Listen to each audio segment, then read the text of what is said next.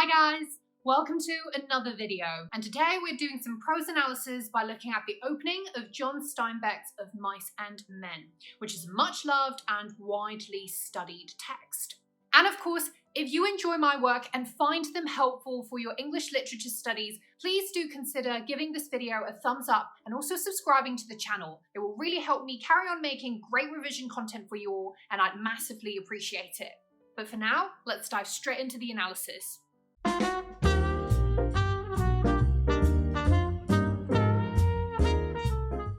So this is the passage that we'll be looking at. You can click pause and take a screenshot of this so that you can refer to it as you watch the rest of this video. Now, the first thing we'll notice about the opening of this novel is that it's very quiet, but it's packed with symbolic foreshadowing that hints at many of the key themes that we'll see later on in the novel. So even though there doesn't seem to be much going on by way of explicit action, the novel's opening is in fact bulging with symbolic energy. So we often talk about identifying tension in literary analysis. And in this passage, we see tension reflected through a series of juxtapositions. Let's look at 4 of them in the rest of this video, and they are specifically between water and land, animal and man, high and low, as well as hope and despair.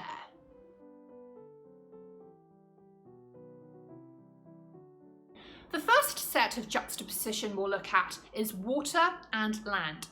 Notice that there are many references to bodies of water, which are interwoven with references to trees, as you'll see from the slide here.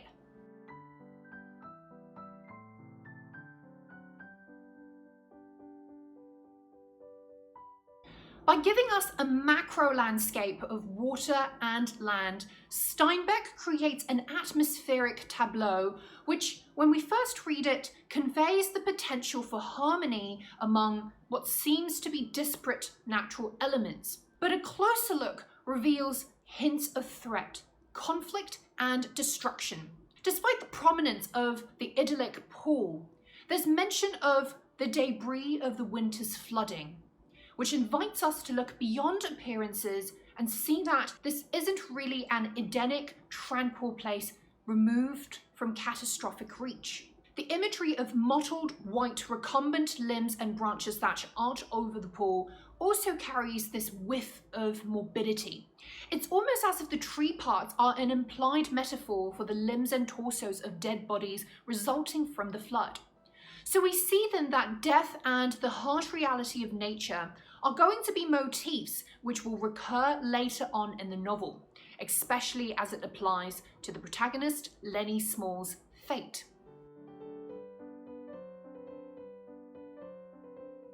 Another interesting point to note about this passage is the appearance of animals before that of man.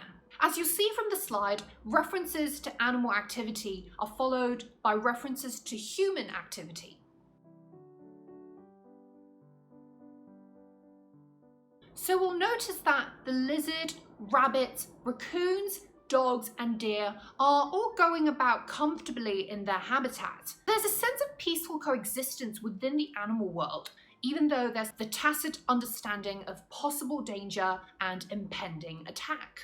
But soon after, the narrator introduces the boys and the tramps, who enter the animal's orbit as inadvertent intruders in the natural order.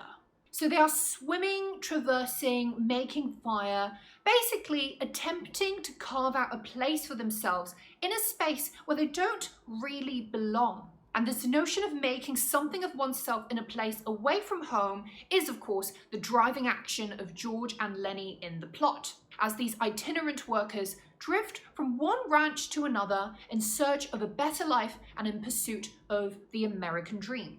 And by the way, if you've read the novel already, you'll know the significance of the rabbits in Lenny's fantasy of owning a dream ranch with George and, quote, tending to rabbits, which he often repeats. Yet as early on as this moment, Steinbeck expresses a deterministic pessimism towards George and Lenny's pursuit. And we can infer this from the spatial division of the high of the Gabilan Mountains versus the low of the valley side lined with trees. Specifically, we can see it in this quote. On one side of the river, the golden foothill slopes curve up to the strong and rocky Gamelin Mountains. But on the valley side, the water is lined with trees, willows fresh and green with every spring, carrying in their lower leaf junctures the debris of the winter's flooding, and sycamores with mottled white recumbent limbs and branches that arch over the pool.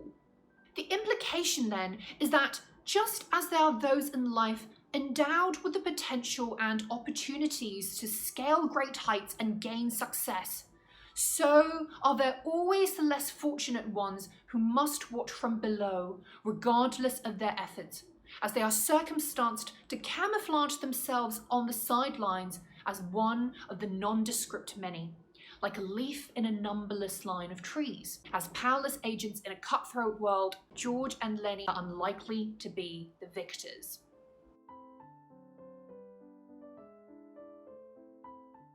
Now, Steinbeck's pessimism is also present in the juxtaposition of the giant sycamore tree and the ash pile, as we see from the final line of this passage. In front of the low horizontal limb of a giant sycamore, there is an ash pile made by many fires.